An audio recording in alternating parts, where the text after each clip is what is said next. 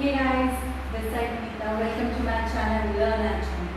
आज का हमारा टॉपिक है ब्रांचेस, टाइप्स एंड सब heads of accounting. Mostly accounting students को ये लगता है, या जो भी अदर स्ट्रीम्स के होते हैं वो ये सोचते हैं कि account is limited to record the transactions of business, कि हम जो अकाउंट्स मेंटेन करते हैं उसमें हम सिर्फ बिजनेस के ट्रांजैक्शंस रिकॉर्ड करते हैं और eight the end of the year ये एनालाइज करते हैं कि बिजनेस को, कंपनी को प्रॉफिट हो रहा है या लॉस हो रहा है। नहीं, account is not limited to that scope. Accounting is a vast subject जिसमें और भी फर्दर अकाउंटिंग्स को हम ऐड ऑन करते हैं, और वही समझने के लिए आज की ये वीडियो बनाई है। आपके लिए ये वीडियो थोड़ी लेंथी हो सकती है क्योंकि इसमें और भी अकाउंटिंग और कितने टाइप की अकाउंटिंग होती है वो भी कवर अप किया जाएगा। वीडियो को लास्ट तक देखिए, आपको तभी समझ आएगा। अगर अकाउंट्स में एक भी कॉन्सेप्ट अगर आपका छूट जाता है, मिस हो जाता है, तो फिर आप ही का लॉस होता है, क्योंकि अकाउंटिंग ऐसा सब्जेक्ट है जहाँ पे आपको बेस अपना क्लियर करना होता है। तो let's start with the topic branches, types and sub head of accounting. आपको इतना तो पता ही होगा जो कॉमर्स स्ट्रीम के बच्चे हैं कि हमारे 3 ब्रांचेस होती है अकाउंटिंग की। एक होती है फाइनेंशियल अकाउंटिंग, ओके, एक होती है कॉस्ट अकाउंटिंग और एक होती है मैनेजमेंट अकाउंटिंग। फाइनेंशियल अकाउंटिंग क्या होती है? इससे पहले वाली मेरी वीडियो में जो भी कवर था उसमें मैंने फाइनेंशियल अकाउंटिंग की ही बात करी। फाइनेंशियल अकाउंटिंग वो अकाउंटिंग होती है जो जनरली सबको पता होती है कि एक कंपनी में जो अकाउंटिंग होती है, जो अकाउंट्स मेंटेन किए जाते हैं वो किस तरह से किए जाते हैं। कंपनी में पूरे साल जो भी ट्रांजैक्शन होती है उनको रिकॉर्ड किया जाता है, फिर उनको at the end of the year check किया जाता है कि उन ट्रांजैक्शंस को करने से उस पर्टिकुलर कंपनी को कितना प्रॉफिट और कितना लॉस हुआ। तो उसी चीज में analysing of profit and loss, उसी चीज को हम क्या बोलते हैं? फाइनेंशियल अकाउंटिंग बोलते हैं। ये तो बात होगी हमारी फाइनेंशियल अकाउंटिंग की कि फाइनेंशियल अकाउंटिंग क्या होती है। कंपनी के प्रॉफिट एंड लॉस को असरटेन करना is financial accounting. Cost accounting, नाम से पता चल रहा है कॉस्ट। कॉस्ट का मतलब लागत, कि किसी भी एक चीज को खरीदने में, किसी भी एक चीज को बनाने में हमारी कितनी लागत लगती है, कितनी कॉस्ट लगती है। क्योंकि जब कोई भी कंपनी अपना प्रोडक्ट बेचती है मार्केट में, अपना प्रोडक्ट सेल करती है मार्केट में, तो उसका जो सेलिंग प्राइस होता है वो किस पे डिपेंड करता है? उसकी कॉस्ट पे। तो देखिए, अगर मैं कोई ऐसा प्रोडक्ट बनाती हूँ जिस प्रोडक्ट का सब्स्टिट्यूट गुड जो है मार्केट में ऑलरेडी है, ठीक है, लेकिन अगर मेरे प्रोडक्ट का प्राइस, सपोज मैं कोई T manufacturing company, let's suppose मेरी टी है एक्स टी, ठीक है, मेरी टी का ब्रांड जो है वो एक्स टी है और इसका सब्स्टिट्यूट गुड है वाई टी, ठीक है। एक्स टी जो है, अगर मेरे एक्स टी का जो प्राइस है अगर वो 50 रुपीज है पर केजी, और इसी का जो सब्स्टिट्यूट गुड मार्केट में अवेलेबल है वाई टी और उसका प्राइस है 40 पर केजी, तो क्या मेरा प्रोडक्ट मार्केट में बिकेगा? क्या उसकी डिमांड बढ़ेगी? नहीं। क्यों? क्योंकि मार्केट में उसका एक सब्स्टिट्यूट गुड अवेलेबल है और वो भी मेरे प्रोडक्ट के कंपैरिजन में कम रेट पे। जो मेरे प्रोडक्ट का प्राइस है उसके कंपैरिजन में दूसरे सब्स्टिट्यूट का गुड का प्राइस जो है कम है, तो मेरे प्रोडक्ट की मार्केट में डिमांड नहीं बढ़ेगी। क्यों? क्योंकि मेरा प्राइस ज्यादा है। और मैंने प्राइस ज्यादा क्यों रखा? क्योंकि मुझे उस प्रोडक्ट को बनाने में जो कॉस्ट लगी थी, जो लागत लगी थी उस प्रोडक्ट को बनाने में, वो ज्यादा थी। इसी अकॉर्डिंग मैंने अपने प्राइस को भी ज्यादा रखा। तो कॉस्ट ज्यादा क्यों लगी, उस चीज को असरटेन करना, उस चीज को कैलकुलेट करना हम कहते हैं कॉस्ट अकाउंटिंग। क्योंकि जब कंपनी कोई भी प्रोडक्ट बनाती है तो इस मोटिव से प्रोडक्ट बनाती है कि जब उस प्रोडक्ट को मार्केट में सेल करे तो कंपनी को भी लॉस ना हो, और अगर कोई भी बायर उस प्रोडक्ट को खरीदे तो उस बायर को भी किसी भी तरह की हेजिटेशन ना हो कि यार मैं इतना महंगा प्रोडक्ट क्यों खरीदूं, जब उसके साथ में मुझे एक सब्स्टिट्यूट गुड अवेल हो रहा है मार्केट में, मुझे मिल रहा है मार्केट में, तो मैं लेस प्राइस वाले प्रोडक्ट पे क्यों ना जाऊं, मैं महंगे वाले प्राइस प्रोडक्ट पे क्यों जाऊं। तो इसके लिए हमें क्या करनी होती है? अपनी कॉस्ट को कैलकुलेट करना होता है, ठीक है। तो हम क्या करेंगे? अपनी कॉस्ट को असरटेन करेंगे कि कहाँ पे हमारी एक्स्ट्रा कॉस्ट लगी है जिसकी वजह से हमारे गुड का प्राइस अपने गुड के सब्स्टिट्यूट गुड के प्राइस के कंपैरिजन में जो है ज्यादा हो रहा है। उसके लिए हम चेक शेयर करते हैं कि जो भी एक प्रोडक्ट जब बनता है उसका प्राइस जब कैलकुलेट किया जाता है, उसका प्राइस जब डिटरमाइन किया जाता है, उसका प्राइस जब फिक्स किया जाता है, तो वो उस प्रोडक्ट को बनाते समय जो कॉस्ट लगी होती है उसके अकॉर्डिंग किया जाता है। लाइक जब हम कोई प्रोडक्ट बनाते हैं तो उस पर कॉस्ट लगती है, लेबर कॉस्ट लगती है, ठीक है, डायरेक्ट कॉस्ट होती है कुछ, ठीक है, और इनडायरेक्ट कॉस्ट में लेबर कॉस्ट आ जाती है।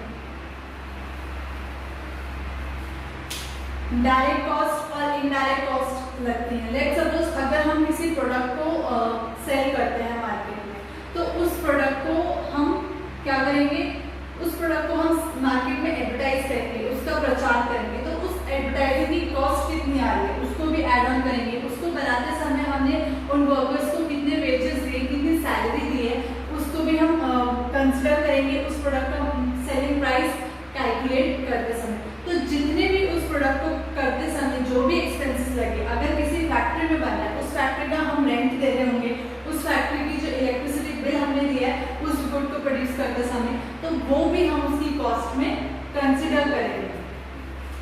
फैक्ट्री का रेंट हो गया, ठीक है, एम्प्लॉय की सैलरी हो गई, एडवर्टाइजमेंट का खर्चा हो गया, सेल्स पे जो हम कमीशन दे रहे हैं अपने, जो भी हमारे डीलर्स अगर आगे वो फर्दर सेल करते हैं हम उनको कमीशन पे करते हैं। तो इन्हीं सब चीज़ों को हम एस्टिमेट करके कंसिडर करते हैं अपने किसी भी गुड के, किसी भी प्रोडक्ट के प्राइस को कैलकुलेट करते हैं, ठीक है।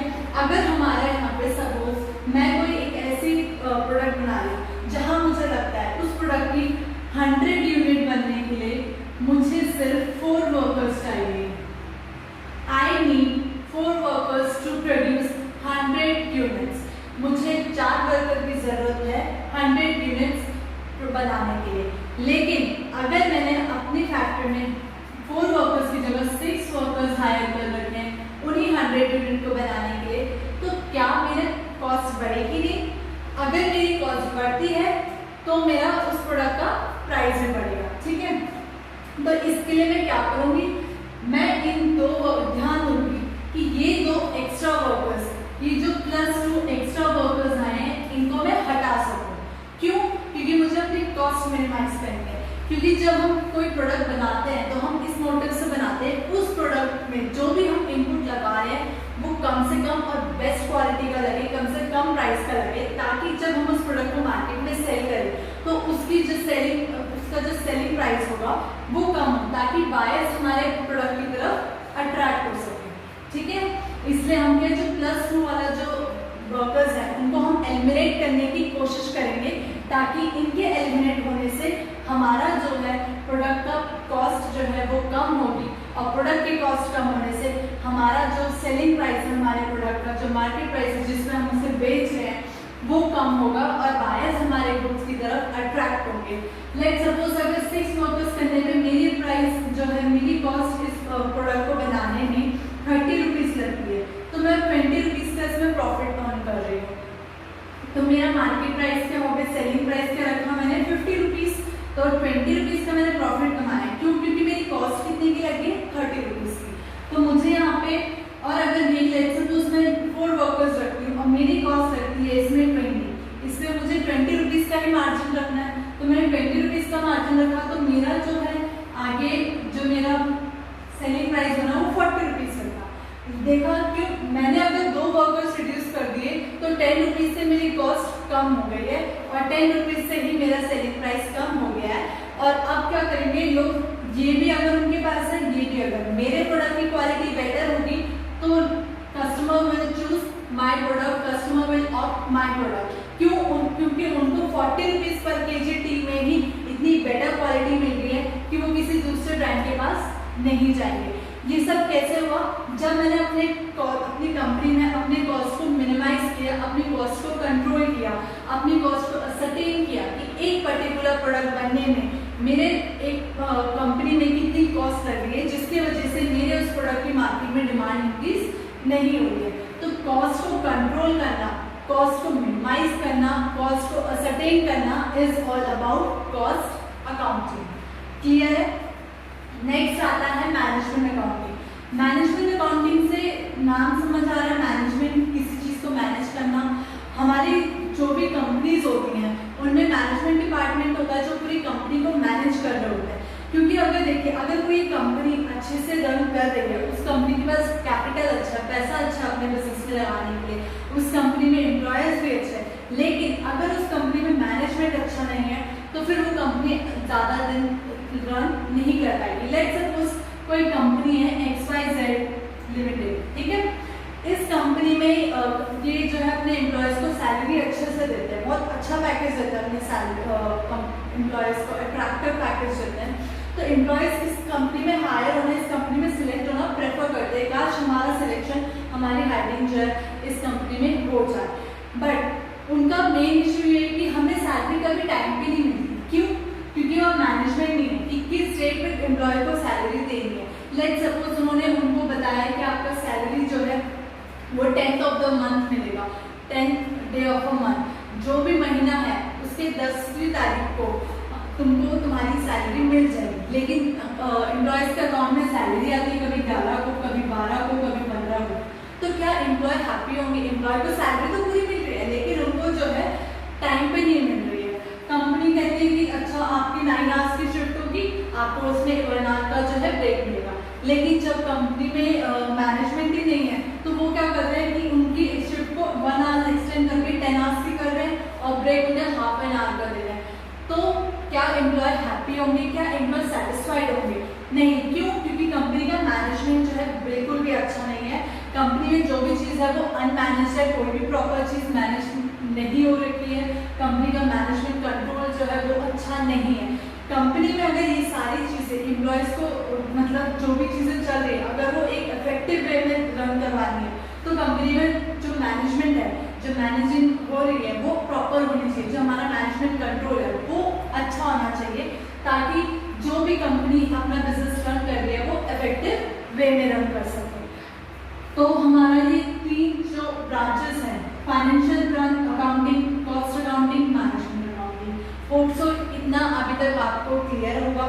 Financial accounting is all about analysing profit and loss of a company. Cost accounting is all about to ascertain the cost, to minimize the cost and to control the cost of a product or department. Management is all about managing the activities running in a business. एक business में जितनी भी activities run हो रही है, जितनी भी activities perform हो रही है उनको मैनेज करना, उनको कंट्रोल करना ताकि वो सारी एक्टिविटीज जो है इफेक्टिव वे में कंपनी में रन कर सके। ये था हमारा management accounting, cost accounting and financial accounting. Okay, तो अभी हमने 3 ब्रांचेस पढ़ी अकाउंटिंग की, financial accounting, cost accounting and management accounting. लेकिन अभी 2 और अकाउंटिंग्स ऐड हो चुकी है। पहले ही 2 अकाउंटिंग्स नहीं थी, पहले सिर्फ 3 ब्रांचेस थी अकाउंटिंग की, financial accounting, cost accounting and management accounting. लेकिन ये 2 और अकाउंटिंग है human resource accounting. Human resource accounting, human resource मतलब वो रिसोर्सेज, वो ह्यूमन जो कंपनी के लिए काम कर रहे हैं, कंपनी के जो एम्प्लॉयज है उनको हम कहते हैं ह्यूमन रिसोर्सेज। तो कंपनी को पहले क्या लगता था कि कंपनी ने अपना अगर प्रॉफिट अर्न कर लिया that is enough for company to run, नहीं। लेकिन अब कंपनी का जो फोकस है वो उनके ह्यूमन रिसोर्सेज पे भी है कि उन कंपनी में उनके कितने ह्यूमन रिसोर्सेज है, कितने ह्यूमन है जो कंपनी के लिए काम कर रहे हैं, कितने वर्कर्स है जो कंपनी के लिए काम कर रहे हैं, क्या वो वर्कर्स सेटिस्फाइड है कंपनी से। आज की डेट में कंपनी के लिए ये भी एक इम्पॉर्टेंट फैक्टर बन चुका है कि कंपनी में जितने भी वर्कर्स एम्प्लॉयड है, जितने भी वर्कर्स काम कर रहे हैं, क्या वो सेटिस्फाइड है कंपनी की तरफ से या नहीं है। अगर नहीं होते तो इसका जो एक डिसएडवांटेज होता है वो होता है लेबर टर्नओवर। लेबर टर्नओवर का मतलब होता है कि जब कोई पर्सन, जब कोई एम्प्लॉय कंपनी को छोड़ के चला जाता है। क्योंकि देखिए जब कोई पर्सन किसी कंपनी में हायर होता है तो वो क्या देख के हायर होता है कि ये मेरे अकॉर्डिंग, मेरी स्किल्स के अकॉर्डिंग ये जॉब मुझे मिली है, कंपनी अच्छी है, अट्रैक्टिव सैलरी पैकेज है, तो why should not I go for that job. वो जरूर जाएगा। लेकिन अगर आगे जाके वो कंपनी उस एम्प्लॉय का अच्छे से मतलब उसकी सैलरी पे ध्यान नहीं देता है, उसके वर्किंग आवर्स पे ध्यान नहीं देता है, उसकी पर्सनल चीज़ों पे ध्यान नहीं देता है कि अगर किसी पर्सन को एक पर्टिकुलर लीव्स दी के लिए अलॉटेड है, अगर वो लीव ले रहा है वो एम्प्लॉय, लेकिन कंपनी उसे अलॉट नहीं कर रही, अलाउड नहीं कर रही, तो क्या वो एम्प्लॉय सेटिस्फाइड होगा? नहीं होगा, क्योंकि पर्सन जब किसी कंपनी में एम्प्लॉय होता है तो सैलरी ही उसके लिए सब कुछ नहीं होती है। उसको कभी कभी कोई अपनी पर्सनल चीज़ों के लिए भी कंपनी से लीव लेनी पड़ जाती है। अगर कंपनी वहाँ पे उसको अलाउ ना करे तो वहाँ पे वो डिससेटिस्फाइड हो जाता है। तो ये सब चीज़ें अगर एक कंपनी में होती है जहाँ पे उनके ह्यूमन रिसोर्सेज का ध्यान नहीं रखा जाता है, उनके ह्यूमन रिसोर्सेज को मैनेज नहीं किया जाता है, तो क्या होता है? लेबर टर्नओवर, यानी कि कंपनी से एम्प्लॉय जो है कंपनी से छोड़ के जाने लगते हैं और कोई दूसरी ऐसी कंपनी ढूंढते हैं जहाँ पे उन्हें लगता है कि एम्प्लॉयज़ को भी देखा जाता है, एम्प्लॉयज़ भी एक फैक्टर, इंपॉर्टेंट फैक्टर है उस कंपनी के लिए, ठीक है। तो यही होता है ह्यूमन रिसोर्स अकाउंटिंग, यानी कि हम अपने ह्यूमन रिसोर्स जो हमारी कंपनी के जो रिसोर्सेज है, जो हमारी कंपनी के लिए एफर्ट डाल रहे हैं, हमारी कंपनी को लॉन्ग रन तक चलाने के लिए, हमारी कंपनी को सक्सेस करने के लिए जो भी एफर्ट हमारी कंपनी के ह्यूमन रिसोर्स लगा, तो कंपनी की भी एक रिस्पॉन्सिबिलिटी होती है कि उन रिसोर्सेज की तरफ अपने कुछ एफर्ट्स पुट करें, उनको सेटिस्फैक्शन दे कंपनी की तरफ से। तो is all about human resource accounting. Human resource accounting यानी कि कंपनी अपने एम्प्लॉयज़ को सेटिस्फाई करे उनकी नीड्स के अकॉर्डिंग। अगर ऐसा नहीं होता है तो कंपनी से लेबर टर्नओवर, कंपनी में जो है लेबर टर्नओवर शुरू हो जाता है, यानी कि कंपनी से एम्प्लॉय छोड़ के जाने लग जाते हैं। और अगर किसी कंपनी की ऐसी इमेज बने जहाँ पे कंपनी के एम्प्लॉयज जो है हर दूसरे दिन में जो है छोड़ के जा रहे हैं, तो क्या उस कंपनी की इमेज अच्छी बनेगी मार्केट में? नहीं। हर कोई जो बाहर का पर्सन होगा, जो आउटसाइडर्स होंगे, वो यही सोचेंगे यार ये कंपनी किस तरह से रन करिए, जो यहाँ हर दूसरे दिन इसका एम्प्लॉय जो है छोड़ के चला जाता है। इवन जो कंपनी की पार्टीज होंगी, एक्सटर्नल पार्टीज होंगी, वो भी यही सोचेगी कि हमने कैसी कंपनी में इन्वेस्ट करा है जहाँ के एम्प्लॉय जो है हर दूसरे दिन जो है छोड़ के जा रही है, हर महीने में छोड़ के जा रहे हैं, हर 6 महीने या साल भर में छोड़ के जाते हैं कंपनी को। यानी कि कंपनी कुछ ऐसा कर रही है जिससे एम्प्लॉय सेटिस्फाइड नहीं हो रहे, तो इससे क्या है, कंपनी की जो मार्केट रेपुटेशन है वो डाउन हो जाती है। और कंपनी ऐसा कभी नहीं चाहेगी कि उसकी रेपुटेशन जो है मार्केट में डाउन हो। तो कंपनी अपनी रेपुटेशन को बनाने के लिए, अपनी रेपुटेशन को मेंटेन करने के लिए, अपनी इमेज को मार्केट में मेंटेन करने के लिए अपने ह्यूमन रिसोर्सेज की तरफ भी ध्यान देती है और उनके लिए भी हर वो चीज़ करती है जिससे उनके जो एम्प्लॉयज़ हैं वो सेटिस्फाइड है। अब आता है social responsibility accounting. Social responsibility मतलब सोशल रिस्पॉन्सिबिलिटी, यानी कि सोसाइटी के टुवर्ड्स जो रिस्पॉन्सिबिलिटी है कंपनी की, वो भी कंपनी को ध्यान रखना पड़ता है। ये नहीं कि हमने नई कंपनी खोल दी, हमें इसे रन करने से मतलब है, हमें प्रॉफिट अर्न करने से मतलब है, ऐसा नहीं होता। कंपनी जब ओपन होती है तो कंपनी अपनी पर्सनल नीड, अपनी फाइनेंशियल नीड के साथ साथ अपनी सोशल नीड्स को भी सेटिस्फाई करने की पूरी कोशिश करती है। लेट्स सपोज अगर एक फैक्ट्री ऐसी जगह बनी है, एक विलेज में बनी है या एक सिटी में बनी है, लेट्स सपोज एक सिटी में बनी है और इससे जो है पॉल्यूशन हो रहा है, एयर पॉल्यूशन हो रहा है, तो क्या वहाँ के आसपास के लोग चाहेंगे कि कंपनी यहाँ पे और ज़्यादा दिनों तक या और ज़्यादा समय तक यहाँ पे एग्जिस्ट करे? नहीं। क्यों? क्योंकि उस कंपनी से निकलने वाला जो एयर पॉल्यूशन है वो जो है आसपास के जो रेजिडेंट है उनको हार्म कर रहा है। तो कंपनी ऐसा कभी नहीं चाहेगी कि कंपनी ऐसी इस तरह के प्रोडक्ट को मैन्युफैक्चर करे या ऐसी जगह कंपनी खोले जहाँ पे उनके आसपास नियर बाय रेजिडेंट्स को जो है किसी भी हेल्थ इशू को फेस करना पड़े। तो सोशल रिस्पॉन्सिबिलिटी अकाउंटिंग यही है कि कंपनी जब भी अपना बिजनेस रन करे तो ये ध्यान में रखे कि उसकी जो नीड, उसका जो रिस्पॉन्सिबिलिटी है टुवर्ड्स सोसाइटी, वो भी वो रिस्पॉन्सिबिलिटी पूरी तरह से फुलफिल कर सके। ऐसा ना हो कि सिर्फ अपने बिजनेस को रन करने के चक्कर में वो सोसाइटी की नीड्स को भूल जाए। ऐसा ना हो कि लेट्स सपोज कोई ऐसी कंपनी जो लेदर मैन्युफैक्चर, शू मैन्युफैक्चरिंग है, तो शूज़ को बनाने के लिए लेदर का यूज़ होता है। अब ऐसा ना हो कि जितना लेदर हमने शूज़ पे लगा दिया उतना ठीक है, जो एक्सेस में बच गया उसको हमने बाहर फेंक दिया, ये सीवेज में फेंक दिया, तो उससे क्या है, ये भी एक तरह का वाटर पॉल्यूशन है। तो ऐसा होगा तो इसमें क्या है, कोई भी डिजीज लाइक मलेरिया, डेंगू, ये सब होने के चांसेस बढ़ जाते हैं, जिससे अगेन जो नियर बाय रेजिडेंट होंगे उनकी हेल्थ को इशू हो सकता है, उनकी हेल्थ हार्म हो सकती है इस वजह से। तो कंपनी को ये भी ध्यान रखना होता है कि जो भी उसकी रिस्पॉन्सिबिलिटी है टुवर्ड्स सोसाइटी वो सेटिस्फाई कर सके, क्योंकि ये कंपनी सिर्फ अपने इनर एम्प्लॉय, अपने शेयर होल्डर्स या अपने ओनर से नहीं चलती है, अगर वो सोसाइटी को हैप्पी रख सकती है, अगर वो सोसाइटी की नीड्स को सेटिस्फाई कर सकती है, तो भी वो आगे रन कर सकती है। क्यों? क्योंकि भाई अगर कोई कंपनी शूज मैन्युफैक्चरिंग बना रही है, लेट सपोज PQR कंपनी एक शू मैन्युफैक्चरिंग कंपनी, लेकिन वो इस तरह से शू मैन्युफैक्चर कर रही है कि उसका जो एक्सेस वेस्टेज जो रॉ मटेरियल्स है वो बाहर रोडों में, बाहर सीवेज में जो है उन्हें फेंक दी, जिससे नियर बाय रेजिडेंट को प्रॉब्लम्स हो रही है। तो क्या वो उस कंपनी के शूज़ लेंगे? नहीं। और शूज़ नहीं लेंगे तो डेफिनेटली वो कंपनी रन नहीं कर पाएगी, क्योंकि मार्केट में उसके प्रोडक्ट्स नहीं बिकेंगे।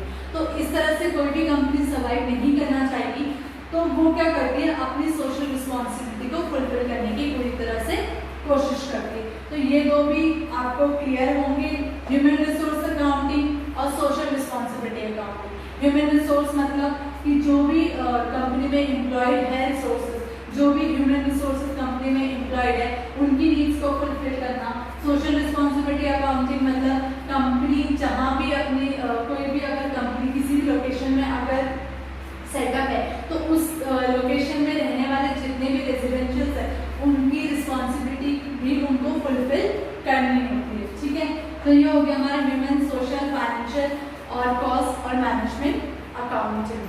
तो आज के टॉपिक में हमने क्या कवर करा है? Branches, types and sub head of accounting. अगर आपसे पूछा जाए what are the branches of accounting, या what are the types of accounting, या what are the sub heads of accounting, answer will be the same.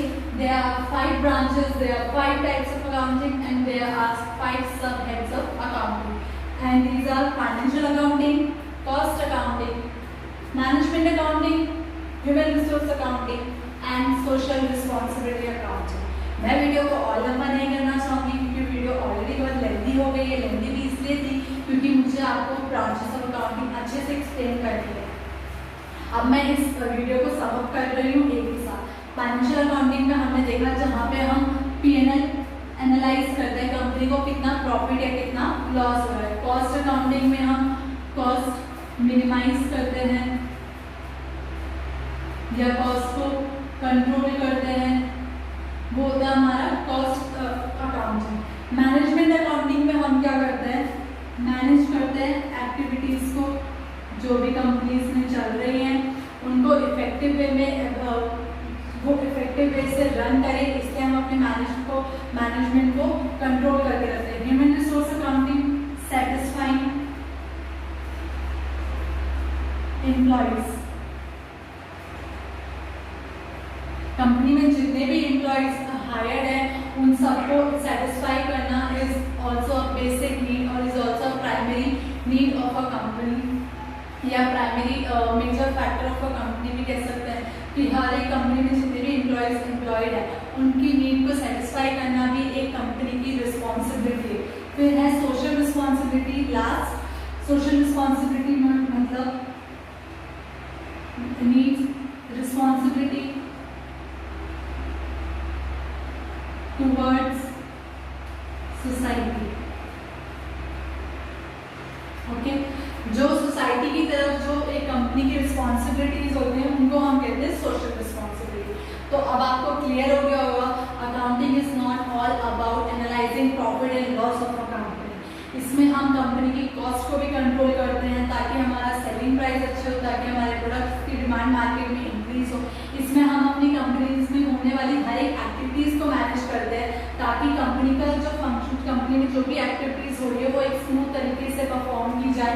अपने employed को भी satisfy करते हैं ताकि हमारे एम्प्लॉयज हमें अच्छा आउटपुट दे सकें।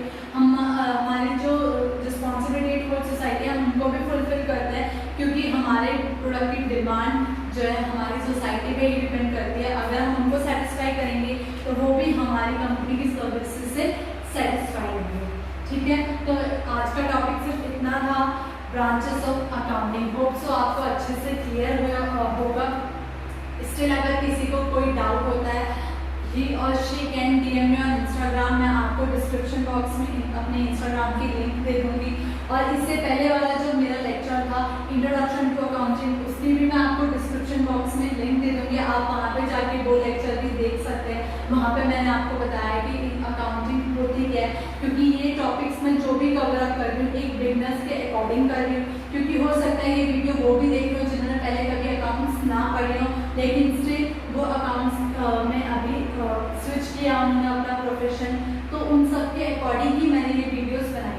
वीडियो अच्छी लगी हो तो लाइक, शेयर और सब्सक्राइब करना ना भूलें। बेल आइकन को ज़रूर प्रेस कीजिएगा और जितने से ज़्यादा आप इसको सब्सक्राइब करेंगे उतना आपके फ्रेंड को भी हेल्पफुल होगा। Okay, till then bye.